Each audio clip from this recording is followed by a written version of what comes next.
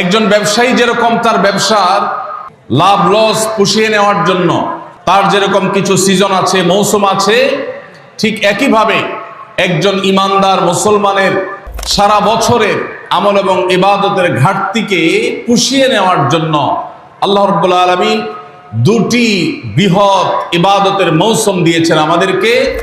কিভাবে করব, কোনটা করব কোনটা করব না, এই সম্পর্কে যথেষ্ট ধোঁয়াশা আমাদের মধ্যে আছে। আমাদের নানা অপরাধ গুনাহ পাপাচারের কারণে হয়তো জাহান্নামীদের তালিকায় আমাদের নাম চলে গেছে। আমাদের দোরগোড়ায় উপস্থিত হয়ে গেছে বরকত এবং মাগফিরাত, নাজাত, বরকতের মাস রমাদান। এই রমজান মাসের ফজিলত, এর মর্যাদা, এর তাৎপর্য, এর মাহাত্ম্য রমজানের আগে থেকেই আমাদেরকে রপ্ত করতে হবে। রমজান আসার আগে থেকেই যদি আমরা রমজান মাসের গুরুত্ব, এ মাসের তাৎপর্য, এ মাসের করণীয়, এ মাস সংক্রান্ত মাসাইলগুলো জানতে পারি, তাহলে আমাদের রমাদান কোরআন এবং হাদিসের আলোকে আমরা সাজাতে পারবো। আমাদের রমাদান সাধনা সার্থক হবে, আমাদের রমাদান সফলভাবে আমরা পালন করতে পারবো ইনশাআল্লাহ। তারই ধারাবাহিকতায় আজ আপনাদের সামনে আমি যে বিষয়ে কথা বলতে চাই সেটি হলো মাহে রমাদানের করণীয় আমলসমূহ। আল্লাহ রাব্বুল আলামিন ইমানদারদের প্রতি অনেক বড় অনুগ্রহ করেছেন। বছরের 11 মাস একজন ইমানদার জান্নাত প্রত্যাশী মানুষ জান্নাতের পথে এগিয়ে যাওয়ার জন্য যে পরিমাণ নেক আমল, যে পরিমাণ ইবাদত, যে পরিমাণ তাকওয়ার চর্চা করার কথা, শয়তানের প্ররোচনার কারণে, আমাদের ঈমানের দুর্বলতার কারণে, নানা কারণে সেটাতে আমরা পিছিয়ে থাকি। বছরের 11 মাস আমল এবং ইবাদতে আমাদের যে ঘাটতি হয়, আমরা যতটুকু পিছিয়ে থাকি, যতটুকু অভাব এবং শূন্যতা সৃষ্টি হয়, সারা বছরের আমল এবং ইবাদতের ঘাটতিকে পুষিয়ে নেওয়ার জন্য আল্লাহ রাব্বুল আলামিন দুটি বৃহৎ ইবাদতের মৌসুম দিয়েছেন আমাদেরকে। তার সবচেয়ে বড় মৌসুম আমাদের দোরগোড়ায় উপস্থিত, সেটি হলো রমজান মাস। আরেকটি ইবাদতের মৌসুম আছে বছরের, দ্বিতীয় বৃহত্তর ইবাদতের মৌসুম, যে সম্পর্কে আমাদের সমাজে খুব একটা জানাশোনাও নাই, সেটা হলো জিলহজের প্রথম 10 দিন ইবাদতের আরেকটি মৌসুম। একজন ব্যবসায়ী যেরকম তার ব্যবসার লাভ লস পুষিয়ে নেওয়ার জন্য, অন্য সময়ের ঘাটতি পুষিয়ে নেওয়ার জন্য তাকে যেরকম কিছু সিজনকে কাজে লাগাতে হয়, তার যেরকম কিছু সিজন আছে, মৌসুম আছে, ঠিক একইভাবে একজন ইমানদার মুসলমানের ইবাদতের ঘাটতি পোষাবার মৌসুমের নাম হলো রমজান মাস। ভাইরা আমার, এই রমজান মাস পাওয়ার পরও যদি কেউ 11 মাসের ইবাদতের ঘাটতি পুষিয়ে নিতে না পারে, এই রমজান মাস পাওয়ার পরও যদি কেউ আল্লাহর কাছ থেকে নিজের মাগফিরাত আদায় করে নিতে না পারে, আমাদের নানা অপরাধ গুনাহ পাপাচারের কারণে হয়তো জাহান্নামীদের তালিকায় আমাদের নাম চলে গেছে। সেই নাম কাটাবার সবচেয়ে সুবর্ণ সুযোগ আমাদের দোরগোড়ায় উপস্থিত রমজান মাস। এই রমজান মাস পাওয়ার পরও যদি কোনো মুসলমান আল্লাহর কাছ থেকে তার নাম জাহান্নামীদের তালিকা থেকে কাটিয়ে জান্নাতীদের তালিকায় অন্তর্ভুক্ত করতে না পারে, তাহলে এর চাইতে হতভাগা, এর চাইতে দুর্ভাগা, এর চাইতে কপাল পড়া মুসলমান আর কেউ হতে পারে না। প্রিয় ভাইরা আমার, জীবনে আল্লাহ তাআলা আমাদেরকে অনেক রমজান মাস দিয়েছেন। আল্লাহ নবী সাল্লাল্লাহু আলাইহি সাল্লাম খোদ তার জীবনে তিনি রমজান পেয়েছেন সাকুল্যে 8টা। দ্বিতীয় হিজরিতে আল্লাহ রাব্বুল আলামিন রমজানের রোজা ফরজ করেছেন। 10ম হিজরিতে আল্লাহ তাআলা তাকে দুনিয়া থেকে নিয়ে গেছেন। তাহলে সাকুল্যে সর্বোচ্চ 8টা রমজান পেয়েছেন আমাদের নবীজি সাল্লাল্লাহু আলাইহি সাল্লাম। কয়টা রমজান পেয়েছেন? 8টা। আজ গাবতলীর এই মাহফিলে আমরা যারা উপস্থিত আছি, আমাদের এখানে এমন বহু মানুষ আছেন যে তার জীবনে 40, 50, 60টা পর্যন্ত রমজান মাস পেয়েছেন। ঠিক না ঠিক? সাহাবীদের অনেকে তাদের জীবনে মাত্র একবার রমজান পেয়েছেন। হয়তো ইসলাম গ্রহণ করেছেন রমজানের আগে, রমজান মাসটা পেয়েছেন, এরপরে হয় মৃত্যু হয়ে গেছে, আর না হয় জিহাদের ময়দানে শহীদ হয়ে গেছেন। একটা রমজান জীবনে পেয়েছেন। বহু সাহাবী আছেন 2টা, 4টা রমজান পেয়েছেন। অনেক সাহাবী আছেন জীবনে একটা রমজানও পান নাই, ইসলাম গ্রহণ করেছেন, এরপরে আল্লাহর রাহে জিহাদে শামিল হয়েছেন, রমজান আসার আগে দুনিয়া থেকে চলে গেছে। তাহলে আমরা যারা জন্মসূত্রে মুসলমান, তাদের যার যত বছর বয়স তিনি ততগুলো রমজান পেয়েছি। সাহাবীরা যেখানে মাত্র জীবনে 2, 4, 6টা, 8টা, 10টা রমজান পেয়ে তারা জান্নাত প্রাপ্তির দৌড়ে এগিয়ে গেছেন, আমরা জন্মসূত্রে মুসলমান হয়েও জীবনে 40-50টি রমজান পাওয়ার পরও আমরা অনেকেই জান্নাত প্রাপ্তির দৌড়ে এগিয়ে যেতে পারি নাই। এর চেয়ে বড় দুর্ভাগ্যের বিষয় আর কিছু হতে পারে না। ভাইরা আমার, এই জন্য আসন্ন রমাদান আর কয়েকদিনের মধ্যে যে রমজান শুরু হতে যাচ্ছে, আসুন এইবারের রমজান সম্পর্কে একটা সংকল্প করি, শপথ করি। এই রমজান জীবনের অন্য 10টি রমজানের মতো কাটাবো না। এই রমজানকে আমি ব্যতিক্রম, সম্পূর্ণ ভিন্নতর, সম্পূর্ণ আমল এবং ইবাদত এবং তাকওয়া চর্চার মধ্য দিয়ে আল্লাহর মাগফিরাত, নাজাত নিজের করে নেওয়ার মধ্য দিয়ে আমার এই রমজানকে আমি সার্থক করার চেষ্টা করব ইনশাআল্লাহ। ভাইরা আমার, রমজানের আমল ইবাদত কিভাবে করব, কোনটা করব কোনটা করব না, এই সম্পর্কে যথেষ্ট ধোঁয়াশা আমাদের মধ্যে আছে। আমাদের এই দেশে মুসলমানদের কাছে রমজান মাস মানে 4টি কাজ। রমজান মাস মানে কয়টা কাজ? 4টা কাজ। রমজান মানে হলো রোজা রাখা, তারাবির নামাজ পড়া, আর সাহরি খাওয়া, ইফতার খাওয়া, ব্যাস। রোজা, তারাবি, সাহরি, ইফতার, এই 4 জিনিসের নাম হলো আমাদের মুসলমানদের রমজান মাস। অথচ আমাদের প্রিয় নবী সাল্লাল্লাহু আলাইহি ওয়াসাল্লাম রমজান মাসে এই 4 কাজের বাইরে আরো অনেক আমল, অনেক কর্মসূচি, অনেক কার্যতালিকা, অনেক আমলের তালিকা তিনি আমাদেরকে দিয়েছেন, যেটা আমরা মুসলমানরা অনেকেই জানি না।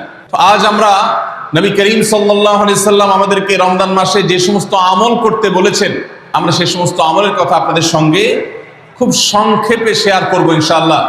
কারণ আমি নবী করিম সাল্লাল্লাহু আলাইহি সাল্লামের হাদিস থেকে এবং কোরআনে কারীম থেকেও 27টি আমলের কথা আপনাদের সঙ্গে শেয়ার করব ইনশাআল্লাহ, যার সবগুলোই রমাদানের জন্য স্পেশাল, তবে অনেকগুলো রমজানের বাইরের সময়ও আমাদের পালনীয় এবং করণীয়। এই বিষয়ে আমরা এই বছর প্রথমবারের মতো একটা বই করেছি, আপনারা জানেন, মাহে রমজানের 27 আমল। এই বই থেকে আমি 27টি আমল আপনাদেরকে শোনাবো ইনশাআল্লাহ। রমাদান কেন্দ্রিক যে সমস্ত আমল, যে সমস্ত করণীয় আমাদের আছে, তার মধ্যে প্রথম করণীয় হলো শাবানের 29 তারিখে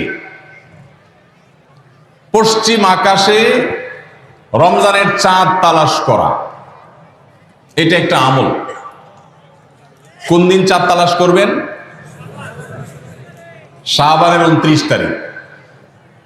এই বছর আমাদের দেশে শাবানের 29 তারিখ কবে হচ্ছে? রোজা কবে থেকে শুরু হচ্ছে? তাহলে 29শে শাবান সন্ধ্যায়, যেদিন থেকে রোজা হওয়ার সম্ভাবনা আছে, সেই দিন সন্ধ্যায় মাগরিবের আগে পশ্চিম আকাশের দিকে চাঁদ অনুসন্ধান করার চেষ্টা করে তাকাবেন। পশ্চিম আকাশে চাঁদ অনুসন্ধান করার জন্য যদি চেষ্টা করেন, একটু খোঁজার চেষ্টা করেন, চাঁদ দেখতে যদি পান তো ভালো, এমনকি যদি চাঁদ দেখতে নাও পান, চাঁদ দেখার চেষ্টা যে করেছেন এর কারণ আপনার আমল নামাতে সওয়াব লেখা হবে, একটা সুন্নত আদায় করার সওয়াব। ভাইরা আমার, আমরা আমাদের ছেলেবেলায়, আমাদের শৈশবে রমজানের আনন্দ আঁচ করতাম পশ্চিম আকাশের চাঁদ দেখে। ঈদের আনন্দের সূচনা এবং শুরুই হতো ঈদের চাঁদ দেখার মধ্য দিয়ে। এমন একটা সময় আমরা এখন এসে পৌঁছেছি, যে সময়ে সবাই চাঁদ তালাশ করে, কিন্তু সেটা আকাশে না, ফেসবুকে। ঠিক না ভাই? ঠিক। চাঁদ কি ফেসবুকে উঠে না আকাশে উঠে? তাহলে সবাই যদি ফেসবুকে চাঁদ তালাশ করেন, আকাশে চাঁদ দেখবে কে? ও ইসলামী ফাউন্ডেশনের হেলাল কমিটি, চাঁদ দেখা কমিটির কিছু মানুষ, তাদের উপরে নির্ভর করে 18-20 কোটি মানুষ তারা ফেসবুকে তাকায় আছে। এটা খুবই দুর্ভাগ্যজনক একটা বাস্তবতা। নবী করিম সাল্লাল্লাহু আলাইহি সাল্লামের হাদিসটা আমরা লক্ষ্য করি, তিনি বলেছেন, সুমু লিরুয়াতিহি ওয়া আফতিরু লিরুয়াতিহি, তোমরা চাঁদ দেখে সিয়াম সাধনা করবে, চাঁদ দেখে রমাদান উদযাপন করবে, চাঁদ দেখে রমাদানের ইবাদত বন্দেগী করবে, আর চাঁদ দেখে তোমরা ঈদ উদযাপন করবে। চাঁদ দেখে তিনি আমাদেরকে রোজা রাখতে বলেছেন। অতএব চাঁদ দেখতে হবে কি হবে না? ভাইরা আমার, বিলুপ্ত হওয়া মৃত প্রায় সুন্নাহগুলোর মধ্যে থেকে একটা হলো চাঁদ তালাশ করার সুন্নাহ। এটা ফরজে কিফায়া, মুসলিম সমাজের কেউ যদি না করে সবাই গুনাহগার হবে। এটা খুবই রিস্কি একটা বিষয়, দুর্ভাগ্যজনক একটা বিষয় যে 20 কোটি মানুষের রমজান মাত্র মুষ্টিমেয় কয়েকজন মানুষের দেখার উপর নির্ভর করবে। ভাইরা আমার, আমরা পশ্চিম আকাশে চাঁদ দেখার চেষ্টা করব ইনশাআল্লাহ। যদি চাঁদ দেখতে পান আপনি, তাহলে নবী সাল্লাল্লাহু আলাইহি সাল্লামের সেখানে একটা দোয়া পড়বেন, আল্লাহুম্মা আহিল্লাহু আলাইনা বিল ইয়ুমনি ওয়াল ঈমান ওয়াস সালামাতি ওয়াল ইসলাম রব্বি ওয়া রাব্বুকাল্লাহ। চাঁদকে লক্ষ্য করে বলবেন, চাঁদের সাথে কথা বলবেন। চাঁদ আপনার কথা হয়তো বুঝবে না, কিন্তু আল্লাহর এরকম সৃষ্টি যারা আমাদের কথা বুঝতে পায় না, তাদেরকে লক্ষ্য করে কিছু বলার মানে হলো আপনি মূলত আপনার মনের আকুতিকে প্রকাশ করছেন। চাঁদকে লক্ষ্য করে নবী সাল্লাল্লাহু আলাইহি সাল্লাম চাঁদ দেখলে পড়তেন, আল্লাহুম্মা আহিল্লাহু আলাইনা বিল ইয়ুমনি ওয়াল ঈমান। হে আল্লাহ, এই যে চাঁদ আমি দেখতে পাচ্ছি, এই চাঁদের পুরো মাসটাকে যে আমার জন্য বরকত এবং ঈমান দিয়ে পরিপূর্ণ করে দিন। এই চাঁদ পুরো মাস জুড়ে থাকবে, অতএব পুরো মাস জুড়ে এই চন্দ্র মাসে আমি আপনার কাছে আমার জীবনে প্রভূত বরকত, কল্যাণ এবং ঈমান আপনার কাছ থেকে চাই। ওয়াসসালামাতি ওয়াল ইসলাম, এবং আমি নিরাপত্তা চাই। এই চাঁদ, এই চন্দ্র মাস আমার জন্য যেন নিরাপদ হয় এবং ইসলামের সাথে যেন এই মাস আমি অতিবাহিত করতে পারি, ঈমানের সাথে যেন অটল অবিচল থাকতে পারি। রব্বি ওয়া রাব্বুকাল্লাহ, হে চাঁদ, তোমার সৃষ্টিকর্তা পালনকর্তা আর আমারও পালনকর্তা এক আল্লাহ। ভাইরা আমার, চাঁদ দেখার চেষ্টা করা যাবে তো ইনশাআল্লাহ? সোশ্যাল মিডিয়াতে আপনি চাঁদের খবর খোঁজেন, দোষ নাই, কিন্তু আমরা সবাই যদি সোশ্যাল মিডিয়াতে চলে যাই, পশ্চিম আকাশে চাঁদটা দেখবে কে? দুর্ভাগ্য। মসজিদ মাদ্রাসার ছাত্ররা, ওলামা একরাম, তারাও চাঁদ তালাশ করতে দেখা যায় খুবই কম, খুবই নগণ্য। আল্লাহ তাআলা আমাদের সবাইকে মৃত প্রায় সুন্নাহকে জিন্দা করার তৌফিক দান করুন। এই বছর 29শে রমাদান শুক্রবারে হবে না শনিবারে হবে? কে কে চাঁদ দেখবেন হাত তোলেন। আল্লাহ আমাদের সবাইকে চাঁদ দেখার তৌফিক দান করুন। মৃত সুন্নাহকে জিন্দা করার নিয়তে চাঁদ দেখবেন ইনশাআল্লাহ। আল্লাহ আমাদের সবাইকে আমল করার তৌফিক দান করুন। ভাইরা আমার, তাহলে রমজান কেন্দ্রিক প্রথম আমল পেয়ে গেলাম, প্রথম কর্মসূচি পেয়ে গেলাম, সেটা হলো শাবানের শেষ তারিখে পশ্চিম আকাশে চাঁদ তালাশ করবো ইনশাআল্লাহ। নাম্বার 2, রমজানের দ্বিতীয় আমল, যেটা রমজানের প্রধান আমল মূলত কি সেটা বলেন দেখি। রমজানের প্রধান আমল কি ভাই? রোজা রাখা। মাশাআল্লাহ, উত্তর সঠিক। রোজা রাখা রমজানের সুন্নত না মুস্তাহাব? ফরজ। ফরজ মানে হলো আল্লাহর সেই নির্দেশ, যেই নির্দেশ লঙ্ঘন করলে জাহান্নামের শাস্তি অবধারিত, জাহান্নামের শাস্তি এড়ানো যাবে না, যে নির্দেশ মান্য করা আবশ্যক, এরকম একটি ফরজ। ইসলামের স্তম্ভ কয়টা ভাই? 5টা। নবী করিম সাল্লাল্লাহু আলাইহি সাল্লাম বলেছেন, বুনিয়াল ইসলামু আলা খামস। ইসলাম দাঁড়িয়ে আছে 5টি ফাউন্ডেশনের উপরে, 5টি খুঁটির উপরে, 5টি ভিত্তির উপরে। সেই 5টি ভিত্তির 1 নম্বর হলো শাহাদাতি আল্লাহ ইলাহা ইল্লাল্লাহ ওয়া আন্না মুহাম্মাদান রাসূলুল্লাহ। আল্লাহ ছাড়া ইবাদত এবং উপাসনার উপযুক্ত আর কেউ নাই, আর মুহাম্মদ সাল্লাল্লাহু আলাইহি সাল্লাম আল্লাহর পাঠানো রাসূল, এই কথার সাক্ষ্য মুখে দেওয়া, এটা হলো 1 নম্বর স্তম্ভ। স্তম্ভ নম্বর 2, 5 ওয়াক্ত নামাজ আদায় করা।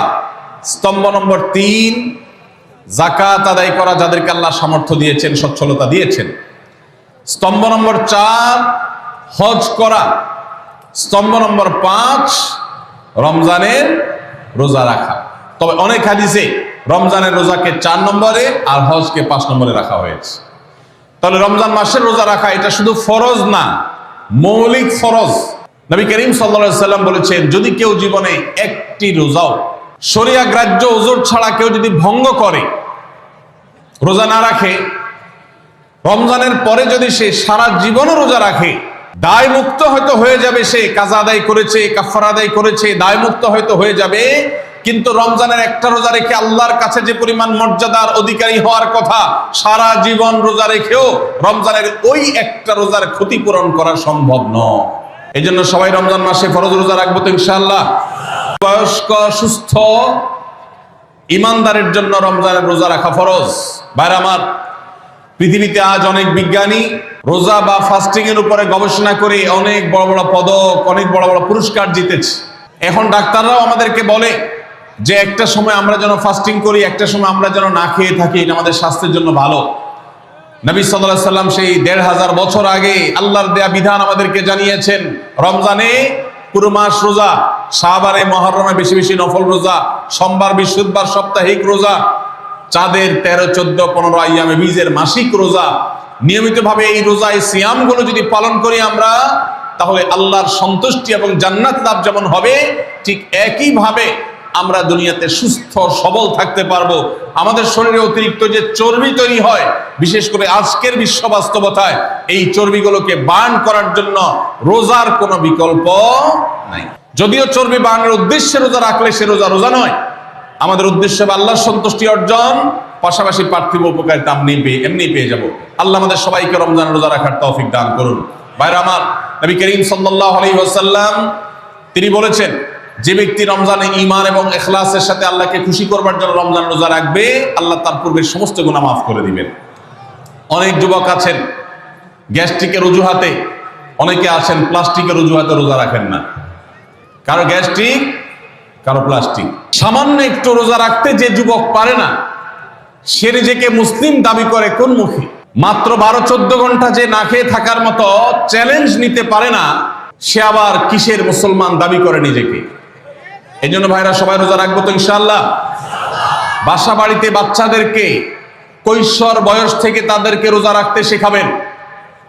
সাহাবায়ে কেরাম আশুরার রোজা পর্যন্ত বাচ্চাদেরকে রাখাতেন এবং তাদেরকে খেলনা দিয়ে ভোলাতেন, রোজা রাখতে তাদের সাহায্য করতেন। আজ এমন এক প্রজন্ম আমরা গড়ে তুলছি, যেই প্রজন্ম শুধু ভোগ শিখেছে, ত্যাগ শিখে নাই। বাচ্চা কাচ্চাদেরকে দেখবেন মা বাপ বড় বড় মোবাইল, স্মার্টফোন তাদের হাতে তুলে দিচ্ছেন। তারা মুখ দিয়ে কোনো কথা বললেই সেটা নেওয়ার জন্য, কেনার জন্য বাপ মা অস্থির ব্যাকুল হয়ে যাচ্ছেন। তাদেরকে সংগ্রাম, ত্যাগ, চ্যালেঞ্জ নেওয়া, এগুলো তাদেরকে শেখাচ্ছেন না। মনে রাখবেন, ভোগ করতে কোনো যোগ্যতার দরকার হয় না, ত্যাগ করতে যোগ্যতার দরকার হয়। ভোগ করতে সবাই পারে, ত্যাগ করতে সবাই পারে না। এই জন্য সন্তানকে ভোগ নয়, ত্যাগ শেখাতে হবে। আল্লাহ আমাদেরকে তৌফিক দান করুন। আপনার বাচ্চা যদি রোজা রাখা শিখে, শখ করে রোজা রাখে, তাকে বাধা দিবেন না, তাকে রোজা রাখতে দিবেন। কারণ সে রোজা রাখার মধ্য দিয়ে গরিব অভাবী মানুষের কষ্ট অনুভব করবে, ফিল করবে। সে রোজা রাখার মধ্য দিয়ে আল্লাহর নৈকট্যের ফিলিংস তার মধ্যে আসবে, ইসলামী সংস্কৃতিকে সে অনুভব করবে, আঁচ করবে। এই জন্য সন্তানকে কৈশোর বয়স থেকেই, কিশোর বয়স থেকেই তাকে রোজা রাখতে সাহায্য করবেন ইনশাআল্লাহ। ঠিক আছে না ভাই? বাচ্চাদের প্রথম হয়তো রোজা অর্ধেক রাখবে, দুপুরে ভেঙে ফেলবে, এরপর না হয় বিকাল পর্যন্ত রাখবে, এরপর না হয় সন্ধ্যা পর্যন্ত রাখবে, কিন্তু অভ্যাস তাকে গড়ে তুলতে হবে। আল্লাহ আমাদেরকে তৌফিক দান করুন। ভাইরা আমার, তাহলে রমজানের প্রধান আমল রোজা রাখা। এই রোজা ইচ্ছাকৃত শরিয়া গ্রাহ্য ওজর ছাড়া ভাঙা জায়েজ নাই, হারাম। যদি কেউ ভাঙে অথবা না রাখে সে ফাসিক। অতএব এই রোজার চর্চা আমাদের করতে হবে। আল্লাহ আমাদের সবাইকে তৌফিক দান করুন। ৩ নম্বর আমল হলো রাতে তারাবির নামাজ আদায় করা। রাতে কি আদায় করা ভাই? তারাবির নামাজ আদায় করা কি ফরজ না নফল? ফরজ না সুন্নত? সুন্নত, সুন্নতে মুআক্কাদা। নবী করিম সাল্লাল্লাহু আলাইহি সাল্লাম বলেছেন, মান সামা মান কামা রমাদানা ঈমানান ওয়া ইহতিসাবা গুফিরা লাহু মা তাকাদ্দামা মিন যামবি। যে ব্যক্তি রমজান মাসে রাতে দাঁড়িয়ে তারাবির নামাজ পড়বে, তার পূর্বের সমস্ত গুনাহ খাতা মাফ করে দেওয়া হবে। এই জন্য তারাবির নামাজ পড়বো তো ইনশাআল্লাহ। তারাবির নামাজ 4G গতিতে হবে না 5G গতিতে? কি বলেন? 4G না 5G? ভাইরা আমার, সবকিছুতে গতি ভালো না, সবকিছুতে গতি ভালো না।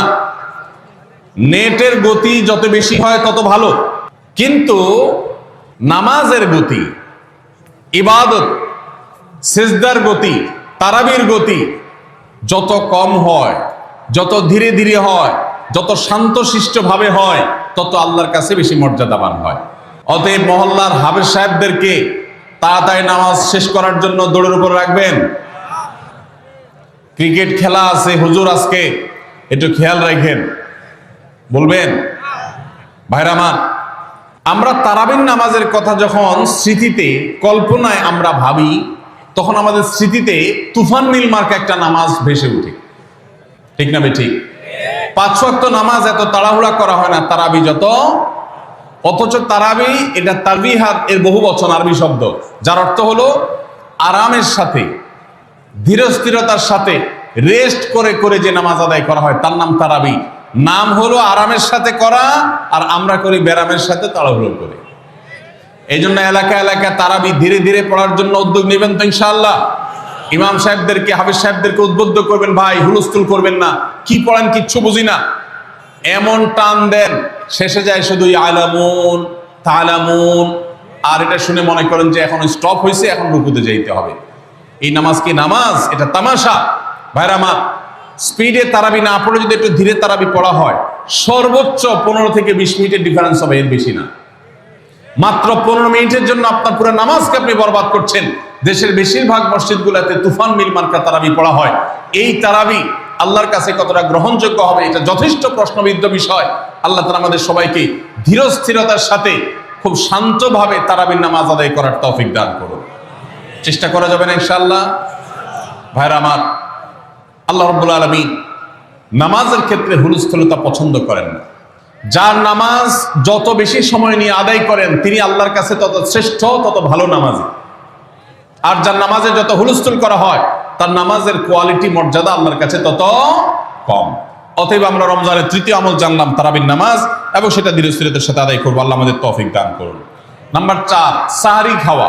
সাহারি খাওয়া এটা রমজানের একটা আমল। আপনি সারা বছর লাঞ্চ করেন, ডিনার করেন, দুপুরের খানা খান, রাতের খানা খান, সকালে ব্রেকফাস্ট নাস্তা করেন, কিন্তু এর কোনোটা ইবাদত হয় না, এর কারণে আপনি সওয়াব পাবেন না। কিন্তু রমজান মাসে ভোর রাতে ঘুম থেকে উঠে যে আপনি খাবার খাবেন, এই খাবার খাওয়ার জন্য যে উঠলেন এবং খাইলেন, এর কারণে আপনার অ্যাকাউন্টে আপনার আমলনামা আল্লাহ তাআলা সওয়াব জমা করে দিবেন। আপনি রিওয়ার্ড পাবেন, বিনিময় পাবেন। কেন? কারণ নবী করিম সাল্লাল্লাহু আলাইহি সাল্লাম বলেছেন, তাসাহহারু ফাইন্না ফিস সাহুরি বারাকাহ। তোমরা সাহরির খাবার খাবে ভোর রাতে। রোজার মাসে রোজা রাখতে গিয়ে সাহরির খাবার খাবে। কেন? কারণ সাহরির যে খানা, এই খানাতে আল্লাহ তাআলা বরকত রেখেছেন। এই খানা খাইলে তার জন্য আমাদের স্পিরিচুয়াল, আধ্যাত্মিক বিভিন্ন রকমের উপকারিতা আল্লাহ তাআলা এর মধ্যে নিহিত রেখেছেন। এর মধ্যে খাদ্য শক্তি আছে, আমাদের এনার্জি হবে শরীরে, রোজা রাখতে সহজ হবে। এর পাশাপাশি সাহরির খাবারে আলাদা একটা বরকত আছে, শেফা, বহুবিধ উপকারিতা আমাদের শরীরের, আমাদের মনের জন্য আল্লাহ তাআলা রেখেছেন। এই জন্য সাহরি খাওয়াটা আলাদা একটা ইবাদত। যদি আপনার সন্ধ্যা রাত্রে বেশি খাওয়া হয়ে যায়, সাহরিতে খানা খাওয়ার মতো মুড না থাকে, অন্তত এক ঢোক পানি, একটা খেজুর, সামান্য কিছু খেয়ে হলেও আপনি সাহরি খাবেন এবং তাতে আপনি সওয়াব পাবেন। কোনো কারণে যদি সাহরি খেতে না পারেন, রাতে উঠতে পারেন নাই, অ্যালার্ম বাজছে কিন্তু শুনেন নাই, উঠে দেখেন ফজরের আজান হয়ে গেছে, তাহলে ওই দিনের রোজা কি হবে নাকি হবে না? হবে। মাশাআল্লাহ, বগুড়ার মানুষ মাসালা জানে, দেখা যায় রোজা হয়ে যাবে ইনশাআল্লাহ। কারণ এই সাহরি খাওয়াটা ফরজও না, ওয়াজিবও না, এটা সুন্নাত।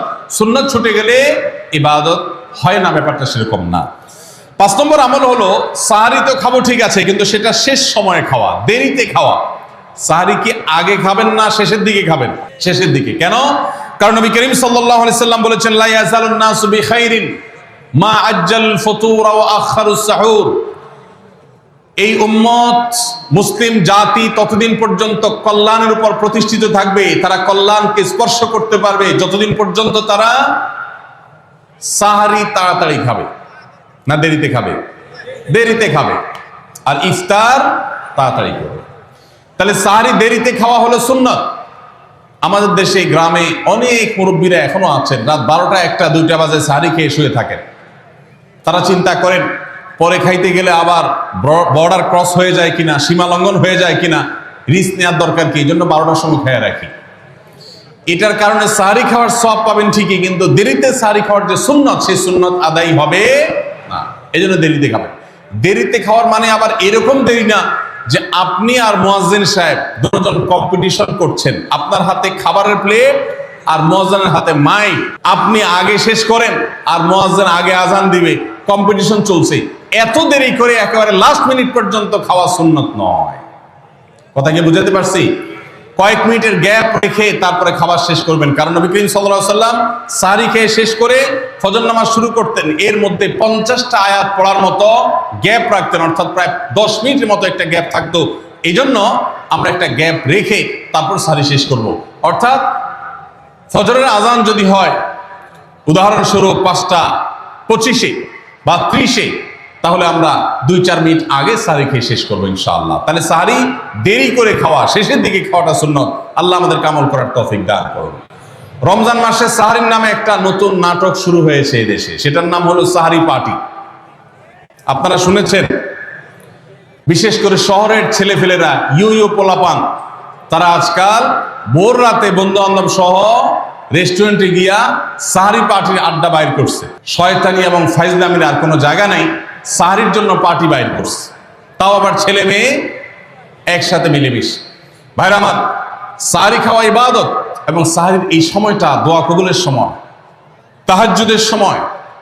আল্লাহ তাআলা দুনিয়ার আকাশ থেকে ডেকে ডেকে বান্দাকে ক্ষমা করেন। এই সময়টাতে আড্ডাবাজি করা, এটা হতভাগা ছাড়া আর কারোর কোনো কাজ হতে পারে না। এরপরে 6 নম্বর আমল হলো ইফতার করা।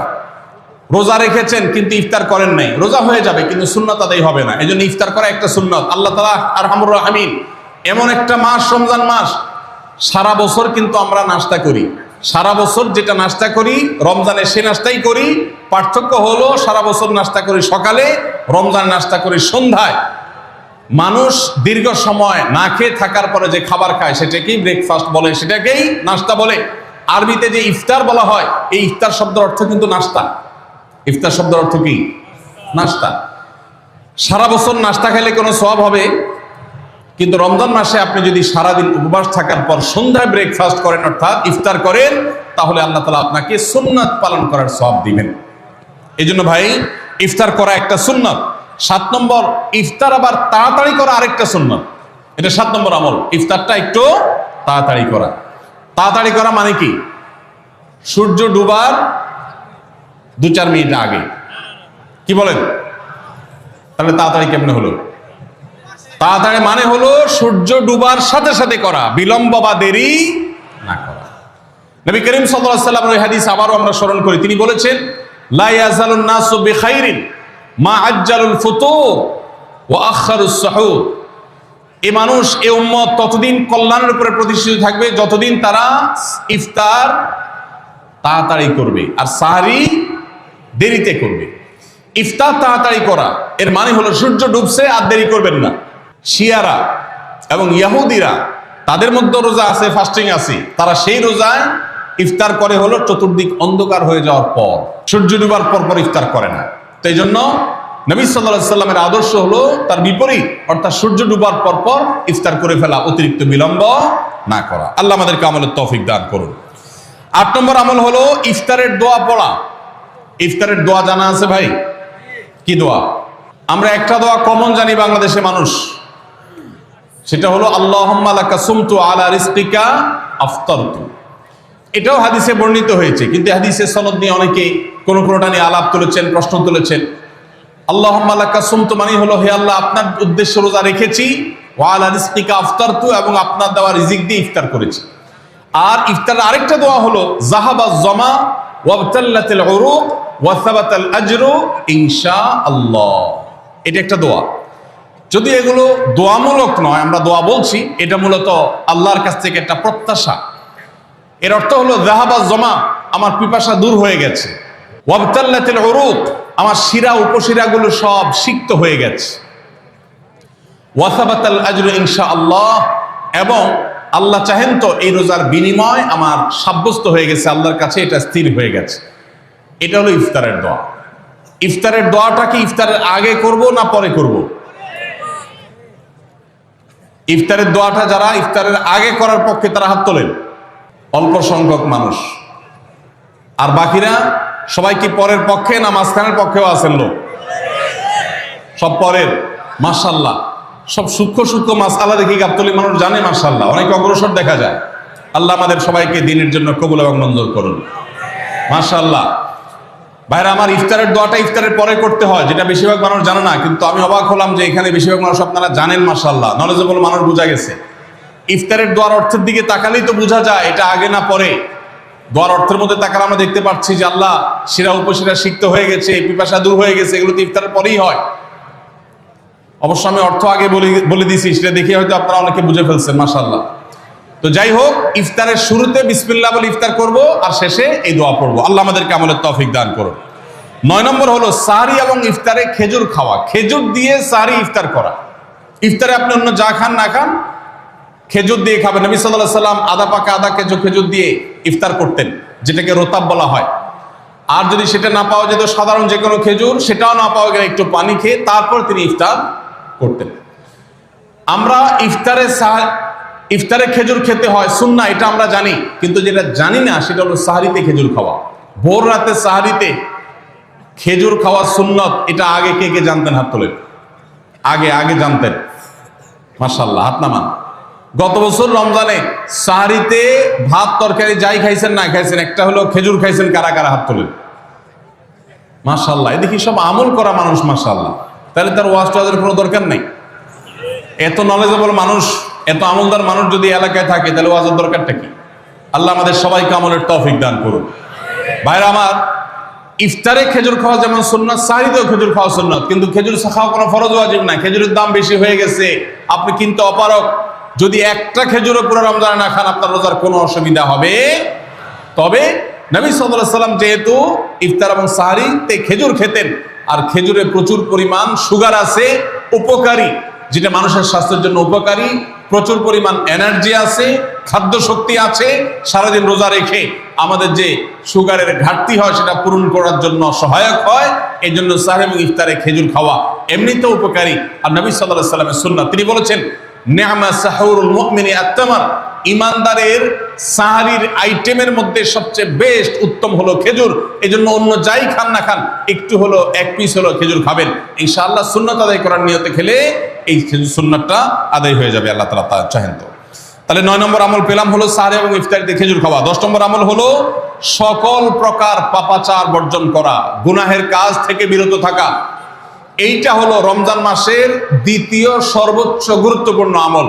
সিরিয়ালে আমরা 10 নম্বরে বলেছি, কিন্তু 27টা রমজানের স্পেশাল আমলের মধ্যে সবচেয়ে গুরুত্বপূর্ণ আমল হলো রোজা রাখা, আর দ্বিতীয় সর্বোচ্চ গুরুত্বপূর্ণ আমল হলো সব ধরনের পাপাচার বর্জন করা, গুনাহের কাজ ত্যাগ করা।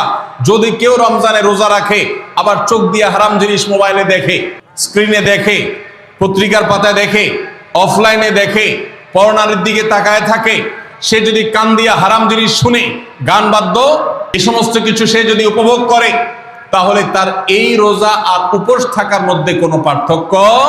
মনে রাখবেন, রোজা শুধু পেটের হয় না, রোজা চোখের হয়, রোজা কানের হয়, রোজা হাতের হয়, রোজা মুখের হয়, রোজা শরীরের প্রত্যেকটা অঙ্গ প্রত্যঙ্গের হয়। একজন মানুষ যখন তার পুরো শরীরে রোজা করে, সে যখন সকল অঙ্গ প্রত্যঙ্গ দিয়ে আল্লাহর আনুগত্য করে, আল্লাহর নাফরমানি থেকে বেরিয়ে আসে, তখন সে সত্যিকারের রোজাদার হয়। আর যে শুধুমাত্র দিনের বেলায় পানাহার বর্জন করে, যৌনাচার বর্জন করে, আর সমস্ত পাপাচার অপকর্ম সে যথারীতি অন্য সময়ের মতো রমজান মাসেও করে, এই রোজাদার পেটের রোজা রেখেছে, কিন্তু তার শরীরের অন্য অন্য অঙ্গ প্রত্যঙ্গগুলো আল্লাহর কথা শুনে নাই, সো সেগুলো কিন্তু রোজা রাখে নাই। এই রোজা আল্লাহর কাছে মাকবুল এবং গ্রহণযোগ্য রোজা হতে পারে না। অতএব আমরা রমজান মাসে সব ধরনের গুনাহের কাজ বর্জন করবো তো ইনশাআল্লাহ। প্রিয় ভাইরা আমার, রোজা কিন্তু আমাদের সাথে কথা বলে। রোজার ভাষা আমরা অনেকে জানি না, কি বলে সেটা অনেকে বুঝি না, কিন্তু রোজা আমাদের সাথে কথা বলে। কি কথা? সিয়াম শব্দের অর্থ, আমরা যেটাকে রোজা বলছি সেটা কোরআনের ভাষায় বলা হয় সিয়াম, হাদিসে বলা হয়েছে সেটাকে সওম বা সিয়াম। এই সওম বা সিয়াম একই শব্দ, এর অর্থ হলো বিরত থাকা। এর অর্থ হলো কি ভাই? বিরত থাকা, ব্রেক দিতে জানা। আল্লাহ রাব্বুল আলামিন রোজার মতো ইবাদত দিয়েছেন আমাদেরকে জীবনে ব্রেক দেওয়ার অভ্যাস গড়ে তোলার জন্য। আমরা যেন ব্রেক দিতে শিখি, আমরা যেন থামতে শিখি, আমরা যেন নিজেদেরকে নিয়ন্ত্রণ করতে শিখি। ইসলামের যে বৈশিষ্ট্য, ইসলামের যে বিউটি, ইসলামের যে সৌন্দর্য, সেটা হলো ইসলাম পৃথিবীর মানুষকে আত্মনিয়ন্ত্রণ করবার কথা বলে। আজ ভোগবাদী পৃথিবীর যেদিকে তাকাবেন, চতুর্দিকে দেখতে পাবেন শুধু ভোগের হাতছানি।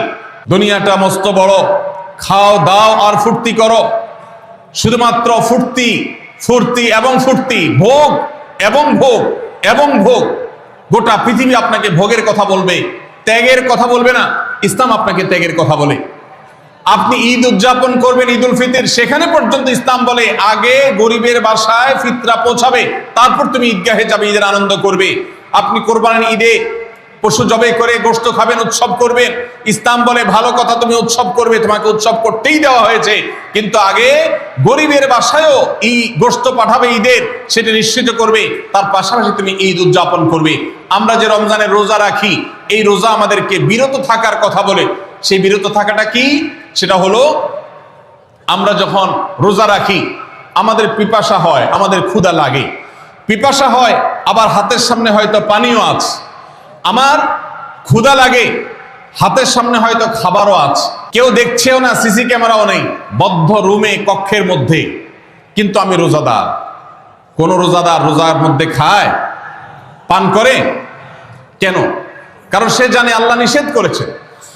আমরা যখন ইফতার সামনে নিয়ে বসে থাকি সন্ধ্যাবেলা, ভাইরা আমার, সারা বছর নাস্তা তো আল্লাহ তাআলা কম হোক বেশি হোক সবাইকে করার তৌফিক দেন, আমরা সবাই তো কম বেশি নাস্তা করি সারা বছর। আপনি যদি বুফে গিয়ে 100 আইটেমের নাস্তা দিয়েও আপনি খাবার গ্রহণ করেন, সকালের ব্রেকফাস্ট আপনি খান, ইফতারের সময় মাত্র 2-4টা আইটেম নিয়ে বসে থেকে আজানের জন্য, সূর্য ডুবার জন্য যে অপেক্ষা করেন, ওই অপেক্ষার সময় যে অবর্ণনীয় স্বাদ আর তৃপ্তি পাওয়া যায়, পৃথিবীর সমস্ত খাদ্য গ্রহণের মধ্যেও এই তৃপ্তি বা স্বাদ নাই। নবী সাল্লাল্লাহু আলাইহি ওয়াসাল্লাম সেজন্য বলেছেন, লিসসাইমি ফারহাতান, রোজাদার ব্যক্তিকে দুটি আনন্দ দেওয়া হয়, ফারহাতুন ইনদা ফিতরি ওয়া ফারহাতুন ইনদা লিকাই রাব্বি। একটা আনন্দ হলো ইফতারের সময়, অবর্ণনীয়, ভাষায় প্রকাশ করবার অযোগ্য, কি ভালো লাগা কাজ করে। ইফতারের জন্য আমরা বসে আছি, খাবার সামনে আছে, রকমারি শীতল শরবত সামনে আছে, রকমারি খাবারের পসরা সাজানো আছে টেবিলে, দস্তরখানে, এদিকে পেটে ক্ষুধাও আছে, কিন্তু আমরা মিনিট গুনছি, আমরা সময় দেখছি, ঘড়ির দিকে তাকিয়ে আছি, সূর্য কখন ডুববে। সূর্য ডুবেছে আর সাথে সাথে আমরা ইফতার করছি। এই যে আল্লাহর নির্দেশের অপেক্ষা, ইসলাম রোজার মাধ্যমে আমাদেরকে সেই শিক্ষাটা দিতে চায়। রোজা আমাদের সাথে সেই কথা বলে যে দেখো, তুমি জীবনে বিরত থাকতে শিখো, গোটা পৃথিবী তোমাকে ভোগ শিখাবে, ইসলাম তোমাকে ত্যাগ শিখাবে, ইসলাম তোমাকে কন্ট্রোল করা শিখাবে। আমাদের তরুণদের চরিত্রকে নষ্ট করবার জন্য, তাদেরকে নানাভাবে উস্কানি দেওয়ার জন্য, বিনোদনের নামে, নিউজের নামে, বিজ্ঞাপনের নামে, বিভিন্ন নামে অশ্লীল নানা দৃশ্য, খোলামেলা দৃশ্য তাদের সামনে দেখানো হয়, ভোগের আহ্বান করা হয়। ইসলাম বলে, হে মুসলিম তরুণ, তোমার চোখের এরিয়ার মধ্যে কোনো পরনারী, কোনো সুন্দরী নারী পড়ে গেছে, তুমি আঁচ করতে পেরেছ, সাথে সাথে তোমার দৃষ্টিকে তুমি নিয়ন্ত্রণ করো, অবনত করো। কুল্লিল মুমিনিনা ইয়াগুদ্দু মিন আবসারিহিম ওয়া ইয়াহফাযু ফুরুজাহুম। আল্লাহ বলছেন, হে রাসূল বলে দিন ঈমানদার পুরুষদেরকে, তারা যেন তাদের চোখগুলোকে নামিয়ে রাখে, তাদের সম্ভ্রমকে তারা সংরক্ষণ করে। মনে রাখবেন, যা খুশি তা করতে পারা এটা যোগ্যতা নয়। নিজেকে নিয়ন্ত্রণ করলাম, যা খুশি তা করব না, এর নাম হলো যোগ্যতা। ডায়রিয়ার রোগী ডাইরেক্ট হয়ে যায়, যা খুশি যে করে, নিজের মন যেদিকে তাকে নাচায় সেদিকে নাচে, এই লোকটা অসুস্থ মানুষের মতো। আর মুসলিম যুবক, মুসলমান মানুষ, নারী পুরুষ, সে নিজেকে নিয়ন্ত্রণ করে। আল্লাহ এটা হারাম করেছেন, আমার মন চায়, চাইলেই আমি সেটা নিতে পারি, কিন্তু আমি নেব না। আমি একটা জিনিস ধরতে পারি, আল্লাহ হারাম করেছেন, সেজন্য আমি ধরবো না। এই শিক্ষাটা রমজান আমাদেরকে দেয়। অতএব রমজানের সবচেয়ে গুরুত্বপূর্ণ আমল হলো এই 10 নম্বর আমল, সেটা হলো পাপাচার বর্জন করা। নবী সাল্লাল্লাহু আলাইহি ওয়াসাল্লাম বলেছেন, যে ব্যক্তি রমজানে রোজা রাখলো আর পাপাচার বর্জন করলো না, তাহলে এই রোজা রাখার উপোস থাকার ভিতরে কোনো পার্থক্য নাই। আল্লাহ আমাদের সবাইকে রমজান মাসের রোজা থেকে সকল হারাম, সকল নাজায়েজ কাজ, সকল গুনাহের কাজ ছাড়ার তৌফিক দান করবো না আমি। ভাইরা আমার, 11 নম্বর আমল হলো অধিক পরিমাণ দোয়া করা। রমজান মাসের রোজা রেখে আমরা বেশি বেশি দোয়া করব। চলতে ফিরতে, উঠতে বসতে দোয়া করতে পারেন। আমাদের মায়েরা অনেকে শুনছেন আমাকে, রমজান মাসে আপনি গৃহস্থলী কাজ করছেন, রান্নাবাড়া করছেন, ঘর ঝাড়ু দিচ্ছেন, আর মনে মনে আল্লাহর সাথে কথা বলেন। দোয়া মানে আল্লাহর সাথে কথোপকথন। আল্লাহ, আপনি আমাকে মাফ করে দেন, আমার বাবাকে মাকে মাফ করে দেন, সন্তানগুলোকে হেদায়েত দান করেন, চোখের পানি ফেলেন। নিয়মতান্ত্রিক দোয়া, বসে বসে হাত তুলে দোয়া করবেন কেবলামুখী হয়ে, আবার চলতে ফিরতে উঠতে বসতে, এমনকি ওযু নাই সে অবস্থায় দোয়া করবেন। নবী সাল্লাল্লাহু আলাইহি ওয়াসাল্লাম বলেছেন 3 ব্যক্তির দোয়া ফিরিয়ে দেওয়া হয় না। কয় ব্যক্তির দোয়া? লা তুরাদ্দু দাওয়াতুহুম, 3 শ্রেণী মানুষের দোয়া ফিরিয়ে দেওয়া হয় না। এর ভিতরে এক শ্রেণী হলেন মাজলুম, কারোর জুলুমের শিকার হয়েছে এই ব্যক্তি, জালেমের বিরুদ্ধে যে তার মনের আকুতি থাকে, বদদোয়া থাকে, আল্লাহ সুবহানাহু ওয়া তাআলা এটা ফিরিয়ে দেন না। এই জন্য পৃথিবীর ইতিহাসের কোন জালিম আপনি দেখাতে পারবেন না যেই জালিমকে আল্লাহ ছেড়ে দিয়েছেন, আল্লাহ ছাড় দিয়েছেন কিন্তু চূড়ান্ত ভাবে ছেড়ে দিয়েছেন, এমন কোন জালিম আপনি দেখাতে পারবেন না। এই জন্য ভাই কখনো কোন অবস্থাতে কারো প্রতি আমরা জুলুম করব না, আল্লাহ আমাদেরকে সেটা মানার তৌফিক দান করুন।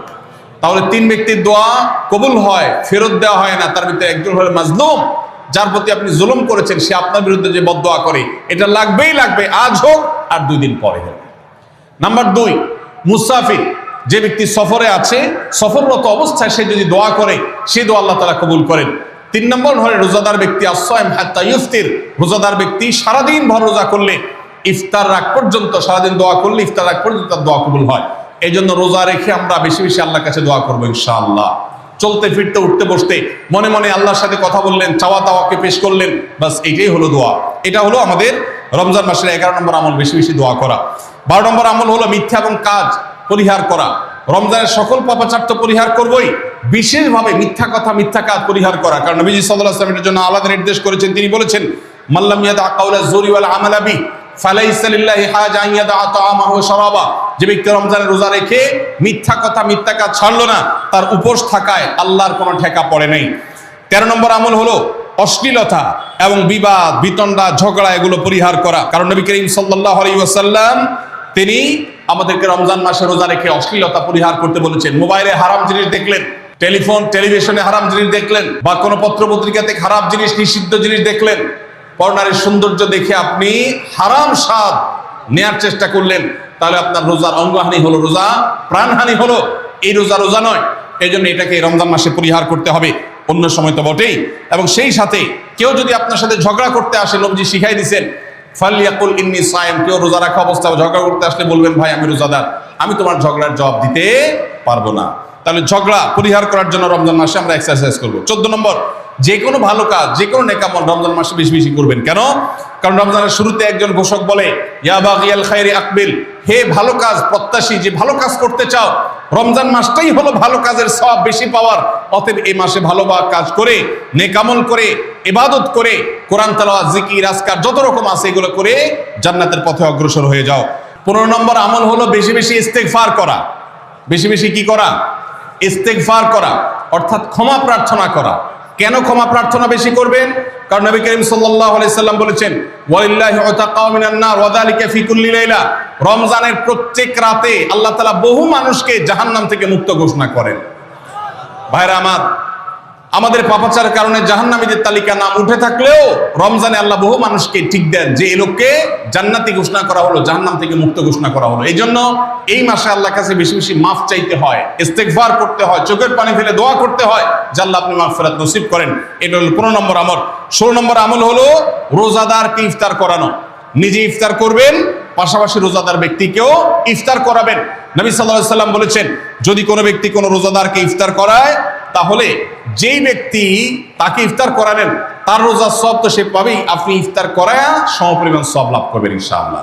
অতএব মসজিদে ইফতার দেওয়ার ব্যবস্থা করা যেতে পারে, রাস্তাঘাটে, বিশেষ করে পাবলিক পরিবহনে, এমনকি প্রাইভেট গাড়িতেও সন্ধ্যার সময়, ইফতারের সময় অনেক সময় খাবার থাকে না, তখন আপনি রাস্তায় দাঁড়িয়ে যদি সামান্য একটু খেজুর, সামান্য একটু পানি বিতরণ করতে পারেন, তাহলে সওয়াবটা পাওয়া যেতে পারে।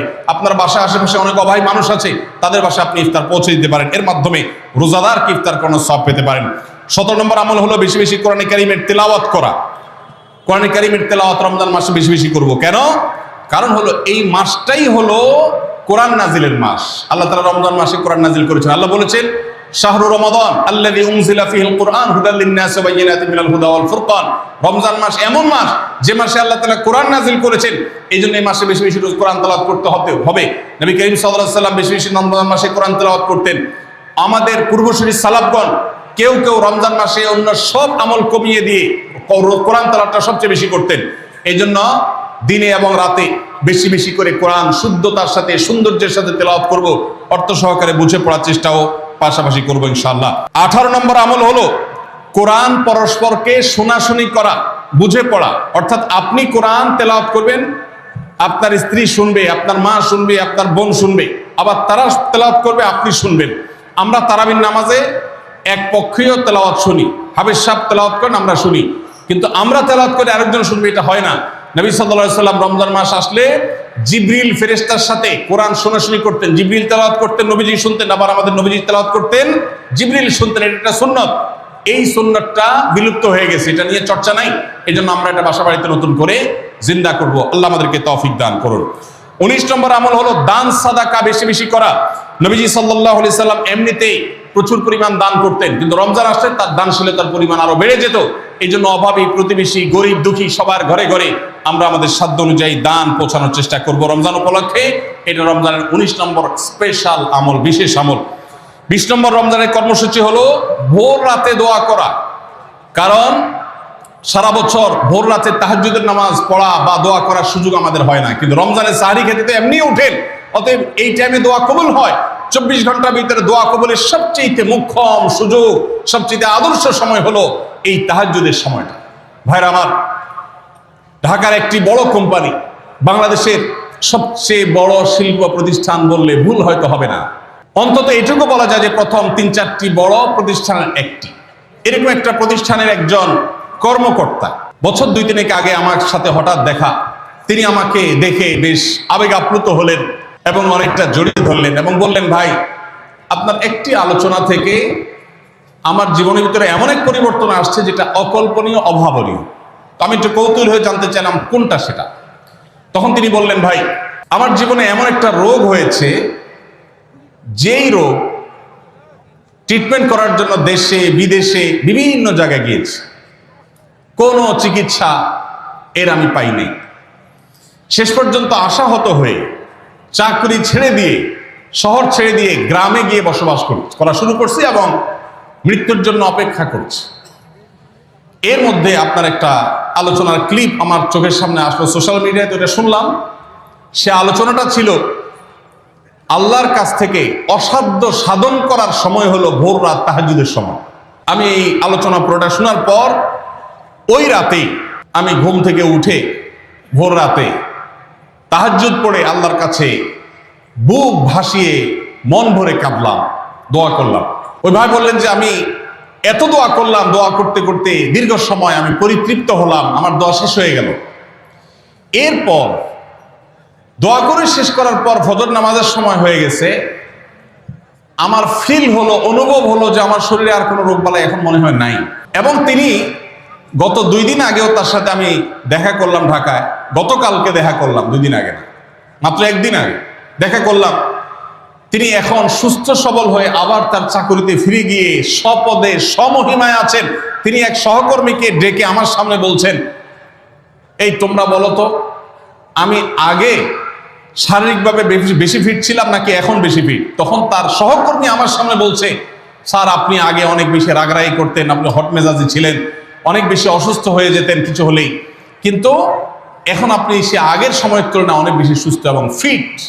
তিনি বললেন, ভাই, ভোর রাতের দোয়ার প্রভাব এত বেশি, তাহাজ্জুদের সময়ের দোয়া এত গুরুত্বপূর্ণ যে এই এক দোয়া আমার জীবনকে আমূল পরিবর্তন করে দিয়েছে। এই জন্য ভাইরা, রমজান মাসে বিশেষ করে যখন তাহাজ্জুদের সময় সাহরি খেতে যখন উঠবেন, সাহরি খাওয়ার পর 10টা মিনিট সময় হাতে রাখেন, বা সাহরি খাওয়ার আগে 10টা মিনিট আগে উঠে ওযু করে 2 রাকাত 4 রাকাত নামাজ পড়ে, বা নামাজ পড়ার সময় না থাকলে অন্তত কেবলামুখী হয়ে 2টা হাত তুলে আল্লাহর কাছে একটু চান। নবীজি সাল্লাল্লাহু আলাইহি সাল্লাম বলেছেন, রাতের শেষ প্রহর যখন হয়, দুনিয়ার আসমানে নেমে এসে আল্লাহ বান্দাদেরকে ডেকে ডেকে তাদের প্রত্যেকটা চাওয়া পূরণ করে দেন। এই জন্য ভাইরা, রমজান মাসে সাহরির সময় দোয়া কবুল হয়। রমজান উপলক্ষে বিশেষ করে এই আমলটা, সাহরির সময় আমলটা আমরা দোয়া করার আমলটা করতে পারি। তাহলে 20 নম্বর আমল হলো তাহাজ্জুদের নামাজ এবং ভোর রাতের দোয়া। এটা অন্য সময় করা যায়, কিন্তু রমজানের সুযোগটা বেশি আসে, সেজন্য এটাকে রমজানের স্পেশাল আমল হিসেবে আমরা উল্লেখ করলাম। আল্লাহ আমাদেরকে সবাইকে তৌফিক দান করুন। সাহরি খেতে উঠলে একটু দোয়া করবো তো ইনশাআল্লাহ। 2-4 মিনিটের জন্য হলে দোয়া করব, একাকী নির্জনে আল্লাহর কাছে কিবলামুখী হই। এর চেয়ে বড় দুর্ভাগ্যের বিষয় কি আছে যে আল্লাহ চাওয়ার জন্য ডাকছেন আর আমি অবহেলা করে বসে আছি। ভাইরা আমার, 5 ওয়াক্ত নামাজের জন্য মুয়াজ্জিন আপনাকে ডাকে, কিন্তু ভোর রাতে দোয়া কবুলের জন্য স্বয়ং আল্লাহ আপনাকে ডাকে। অতএব সাহরি খেতে উঠলে ভোর রাতে সাহরির সময় একটু দোয়া করবো তো ইনশাআল্লাহ। 21 নম্বর আমল উমরা করা। যাদেরকে আল্লাহ তৌফিক দিয়েছেন তারা রমজানে উমরা করবেন, কারণ নবী করিম সাল্লাল্লাহু আলাইহি ওয়াসাল্লাম বলেছেন উমরাতুন ফি রমাদান তা'দিলু হাজ্জা। রমজানে কেউ উমরা করলে একটা হজের সওয়াব পায়। কোন কোন হাদিসে আসছে তা'দিলু হাজ্জাতাম মাই, নবীজির সাথে হজের সওয়াব পাওয়া যায় রমজানে উমরা করলে। আল্লাহ আমাদেরকে যখন তৌফিক দিবে আমরা সবাই সেটা করব ইনশাআল্লাহ। ঠিক আছে না? নিয়ত করেন, দোয়া করেন, আল্লাহ একসময় তৌফিক অবশ্যই দিবেন। 22 নম্বর আমল হলো রমজানের শেষ 10 দিন মসজিদে ইতিকাফ করা। গুরুত্বপূর্ণ একটা পয়েন্ট, মসজিদে ইতিকাফ করা। খুব মনোযোগ দিয়ে শুনি।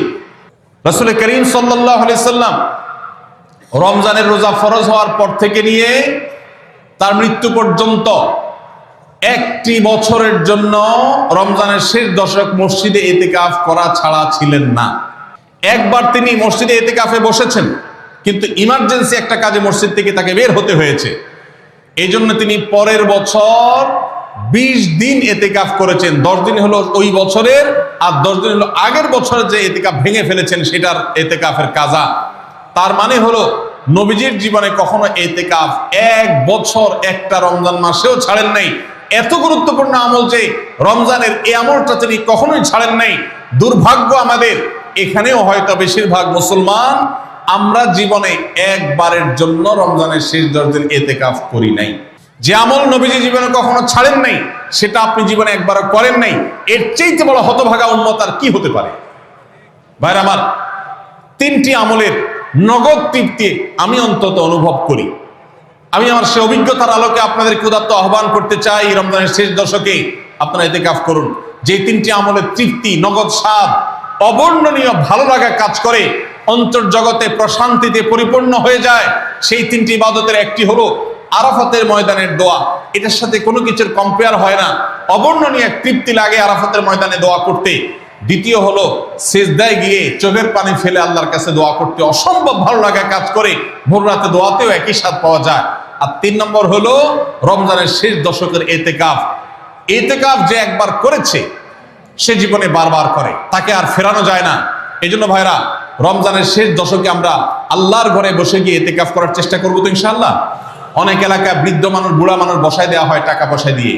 যে টাকা নিয়ে ইতিকাফ করে সেও গুনাহগার, আর যারা টাকা নিয়ে ইতিকাফে বসায় তারাও গুনাহগার, কারণ ইবাদত টাকা পয়সা দিয়ে চলবে না। রমজানের শেষ দশক মসজিদে ইতিকাফ করবো তো ইনশাআল্লাহ। আল্লাহ আমাদেরকে তৌফিক দান করুন। যুবক ভাইরা, একটাবার বসে দেখেন, অসম্ভব ভালো লাগা কাজ করে। মনে হয় যে আল্লাহর মেহমান আমি, এই ফিলটা হয়, কারণ আল্লাহর ঘরে এসে বসে আছেন আপনি। আপনি কারোর কাছে কোনো কিছু চেয়েছেন, চাইতে চাইতে একটা পর্যায়ে তার পাও জড়িয়ে বসে গেলেন, একদম বসে গেলেন, তার ঘরের সামনে বসে পড়লেন। ইতিকাফটা অনেকটা এরকম। রমজানের প্রথম 20 দিন আল্লাহর কাছে হাত দিয়ে দোয়া করলাম, আর শেষ 10 দিন একদম মসজিদে গাঁটটি মুস্কা নিয়ে পড়ে গেলাম। ব্যাপারটা হলো কারো পায়ে ধরে পড়ে যাওয়ার মতো। আশা করা যায় ইতিকাফকারীকে আল্লাহ তাআলা ক্ষমা না করে মসজিদ থেকে ফেরাবেন না। এই জন্য ইতিকাফ করার চেষ্টা করবো তো ইনশাআল্লাহ।